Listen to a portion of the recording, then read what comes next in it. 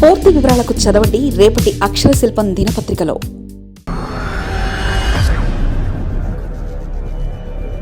రాజకీయ పార్టీల సామాజిక యుద్ధం. వైసీపీ సోషల్ మీడియా మళ్లీ ఆన్. అటు బలంగా ఉన్న టీడీపీ, ఇక ఓటమి తర్వాత వైఎస్ఆర్సీపీ. ఆంధ్రప్రదేశ్ రాజకీయాల్లో ప్రస్తుతం సోషల్ మీడియా వార్ నడుస్తుంది. ముఖ్యంగా రాజకీయ నాయకులు అలాగే రాజకీయ పార్టీల కార్యకర్తలందరూ కూడా సోషల్ మీడియానే యుద్ధానికి వేదికగా ఎంచుకున్నారు. తమ మాటలతో, తమ ఆరోపణలతో, ప్రత్యారోపణలతో, మాటలతో రెచ్చిపోతున్నారు. సోషల్ మీడియా వేదికలు, ట్విట్టర్, వాట్సాప్, ఫేస్బుక్ వేదికలుగా అందరూ తమ తమ ప్రచార శైలిని చూపిస్తున్నారు. మీ నాయకుడు అదంటే, మీ నాయకుడు ఇదే అంటూ ఎవరికొచ్చింది వారు పోస్టులు, కామెంట్లో పెట్టేస్తున్నారు. కనీసం అందులో హేతుబద్ధత, కనీసం అందులో విమర్శలు ఎందుకు చేయాలి, ఎలా చేయాలనేది ఏమాత్రం పట్టించుకోనవట్లేదు.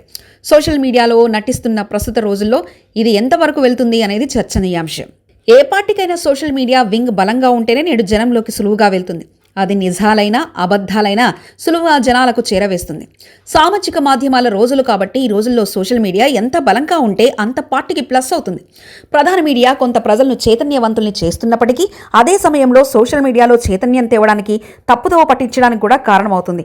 అందుకే ప్రతి పార్టీ సోషల్ మీడియా వింగ్ బలంగా ఉండాలని కోరుకుంటుంది. ప్రతిపక్షాలకు ధీటైన విమర్శలు చేయాలని, అధికార పక్షం తప్పులను ఎత్తి చూపేందుకు విపక్షం సోషల్ మీడియానే ఉపయోగించుకుంటుంది.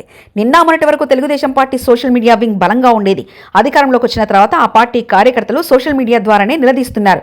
కూటమి పార్టీలో లుకలుకలు వారే బయట పెడుతున్నారు. ఉచిత ఇసుక విధానంలో లొసుకులను కూడా వారే బాహ్య ప్రపంచానికి చెప్తున్నారు. ఇక చంద్రబాబు నిర్ణయాలపై కూడా నేరుగా సోషల్ మీడియా ద్వారానే అసంతృప్తి వ్యక్తం చేస్తున్నారు. స్కిల్ డెవలప్మెంట్ స్కామ్ కేసులో చంద్రబాబు అరెస్టే జైల్లో 52 రోజులు ఉన్న సమయంలో ఆ పార్టీకి చెందిన సోషల్ మీడియా పోషించిన పాత్ర అంతా ఇంత కాదు.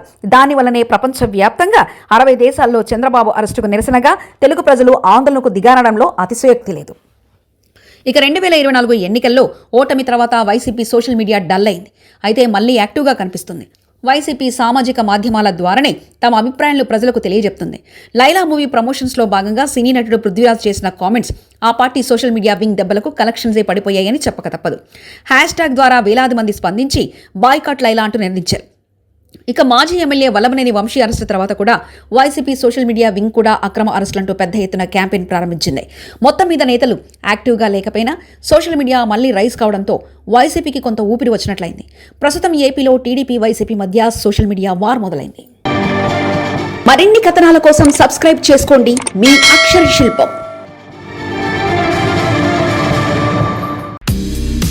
పూర్తి వివరాలకు చదవండి రేపటి అక్షర శిల్పం దినపత్రికలో.